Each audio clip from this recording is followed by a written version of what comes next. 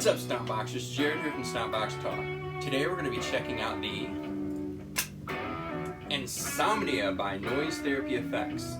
So this is a distortion pedal that can go from a slight grit to a tight drive, and it has 3 different voicing options here. It's got the classic black and white graphics like all Noise Therapy Effects pedals, and I do like their designs. It's also got the option to adjust the LED if it's too bright or not bright enough, located in a trim pot in back, which is really nice, and that's on all their pedals. So I'm going to stop talking now and let the Insomnia take over the tonal conversation. Let's get it. The Insomnia by Noise Therapy Effects was inspired by the monstrous tones of early heavy rock bands and the modern drones of the desert rock scene. The Insomnia will keep it heavy, but your technique won't get lost like a typical high-gain drive. With 3 voicing options, you can go from slight grit, warm sustain, or tight drive with the flick of a switch. The Insomnia runs at high voltage internally to give it more headroom and power. Let's take a look at the controls.